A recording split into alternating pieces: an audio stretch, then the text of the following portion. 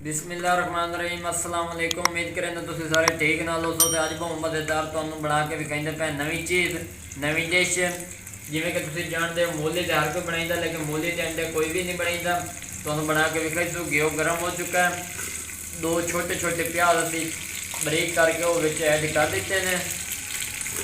इन्हों असी ब्राउन कर लवेंगे, ज़्यादा नहीं करांगे, थोड़ा जिहा ब्राउन करना है, क्योंकि जी चीज़ ऐड करांगे तो नाल विखाइंदे जासो।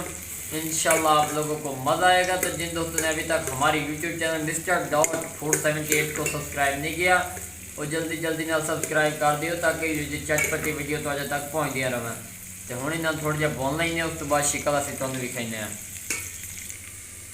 माशाअल्लाह जी माशाअल्लाह, साडे प्याज जिहड़े ने वो भुज गए ने, ज़्यादा असीं नहीं इन्हां नूं ब्राउन कीता। हुण असीं इहदे विच अद्धा टमाटर, 4 मिर्चां पैंदे पे। बिस्मिल्लाहिर्रहमानिर्रहीम। इंशाअल्लाह अज दे मज़ेदार वीडियो तुसीं जिंदगी भर ना भूलो। तो चैनल को लाइक फॉलो शेयर जरूर कर दियो, ताकि जो नवी तो नवी वीडियो तो अजे तक पहुँचदियाँ रहें। हुण असीं इहदे विच दूजे मसाले पैंदे पे हैं, नाल तुहानूं गाइड कीती जासो। इहदे विच आधा चम्मच असीं नमक दा, बिस्मिल्लाहिर्रहमानिर्रहीम।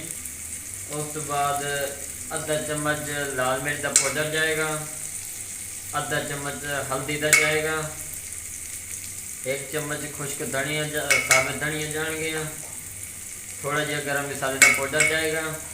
असीं इहदे विच अदरक वगैरह थोम वगैरह नहीं यूज़ किया, क्योंकि मूली दे विच ये चीज़ां असीं नहीं ऐड कीतियां। ठीक हो गया, चेक करो।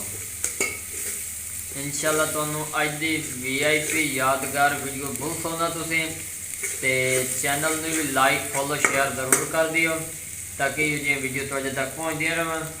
उस तो बाद असीं इहदे विच पैंदे पे मूली हिक है साडे कोल, असीं इहदा पानी निपेड़ लिया, वो पावांगे। बिस्मिल्लाहिर्रहमानिर्रहीम। ये पा दी है, इन्हूं हुण असीं अच्छी तरह मिक्स कर लेंगे विच।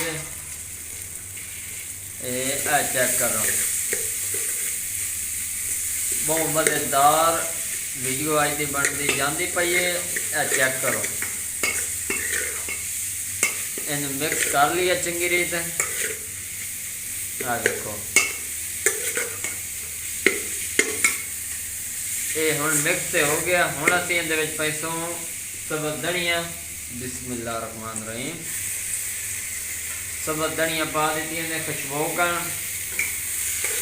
ताकि इहदे विच जायका एक आ जाए। चेक करो, हुण असीं इहदे विच पैसों अंडा 1 अदद। अंडे का तुहाडे नाल वादा किया वीडियो शुरू होने तो पहले, अंडा विच पाना जरूरी है, क्योंकि अंडे तो बिना झस नहीं आने। एक अंडा असीं इहदे पैंदे पे। बिस्मिल्लाहिर्रहमानिर्रहीम। अंडा तुहाडे सामने तरोड़े, ये ना आखो कि डुप्लीकेट अंडा विच पा दिता ने। अंडे नूं इहदे विच मिक्स कर लैंदे आ, लेकिन इनू इस तरह तुसां नहीं मिक्स करना कि बिल्कुल इहदा बाट ही बन जाए। असीं इहदा बाट नहीं बनाना, इहदे वड्डे वड्डे पीस नज़र आने चाहिए ने। चेक करो, माशाअल्लाह सुभान अल्लाह जी। इंशाअल्लाह तुहानूं मज़ा आसे।